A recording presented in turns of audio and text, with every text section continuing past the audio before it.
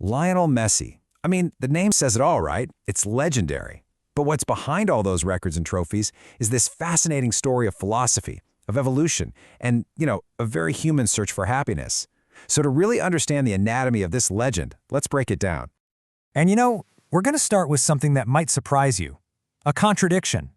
This is what Messi himself said about his time at Paris Saint-Germain. Even though he was winning league titles, he admits he wasn't happy.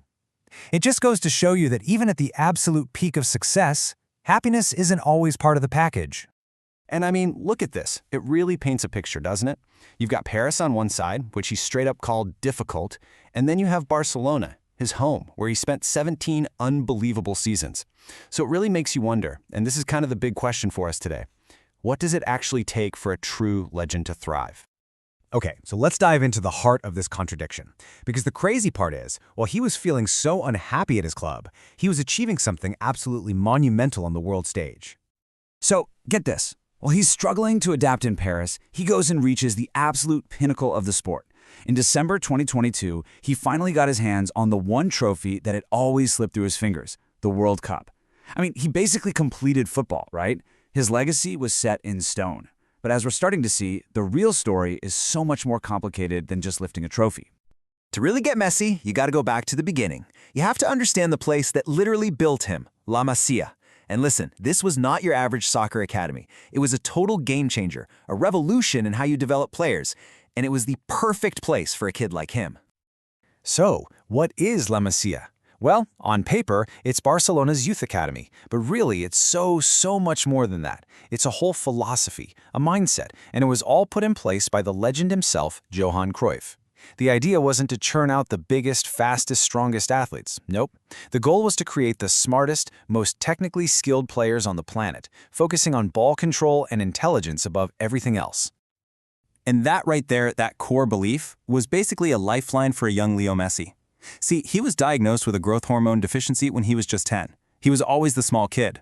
In pretty much any other system in the world, they would have taken one look at him and said, too small. He would have been totally overlooked, but not at La Masia. There, his size didn't matter. What mattered was his absolutely insane talent. And if you want proof that this philosophy worked, just look at 2010. La Masia did something that had never been done before, and honestly, might never be done again. All three finalists for the Ballon d'Or, the award for the best player in the entire world, they all came from the exact same academy. You had Messi, Xavi, and Iniesta. Three guys, not exactly giants, but absolute technical wizards who came up together and just went on to completely run world football. But here's the thing about being a legend. You can't just stand still. A huge part of Messi's genius is how he's been able to adapt and reinvent himself over and over again. The player you saw in 2020 was a totally different beast from the guy in 2010, or the kid back in 2005. His role on the field has had this remarkable evolution. You can really break his career down into these 4 key phases. First, he burst onto the scene as this classic right-winger, just a pure dribbler, all about taking guys on one-on-one. Then Pep Guardiola comes along and has this revolutionary idea. He turns him into the false 9. He's playing centrally, dropping deep to create chaos, but somehow also scoring a ridiculous amount of goals. After that, we got the legendary MSN trio with Neymar and Suarez. He was part of this insane, fluid front line, technically starting on the right, but basically free to go wherever he wanted. And now, in the most recent chapter, he's evolved again. He's more of a deep-lying playmaker, a conductor, pulling the strings from further back on the field. So you take that constant evolution and you mix it with his unbelievable talent, and what you get are some stats that are just, well, they're mind-bending.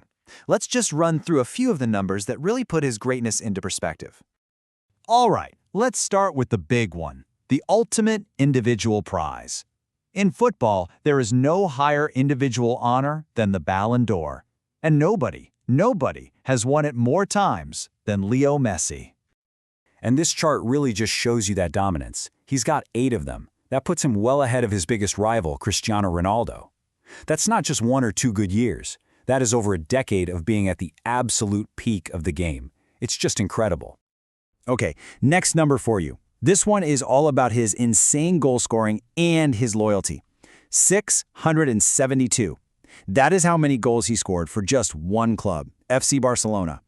That is a record that, let's be honest, is probably never, ever going to be broken. And of course, All that individual magic led to a whole lot of team success. I mean, just take a look at the trophy cabinet from his time in Barcelona. 10 league titles, 4 Champions Leagues, 7 domestic cups. The list just goes on and on. He wasn't just some great player on a great team. He was the foundation. He was the cornerstone of an absolute dynasty. And that brings us right back to where we started. After all the trophies, all the records, all the goals, we come back to that human side of the story, that search for happiness that really defined the later part of his career. So after those 2 tough years in Paris, Messi made a very intentional choice. He could have gone back to the pressure cooker of top-tier European soccer, but he didn't. Instead, he chose a totally new adventure. He joined Inter Miami, starting a whole new chapter over in the MLS. And you can hear the why in his own words. He talked about being called to Miami, to be part of a club that was new and growing.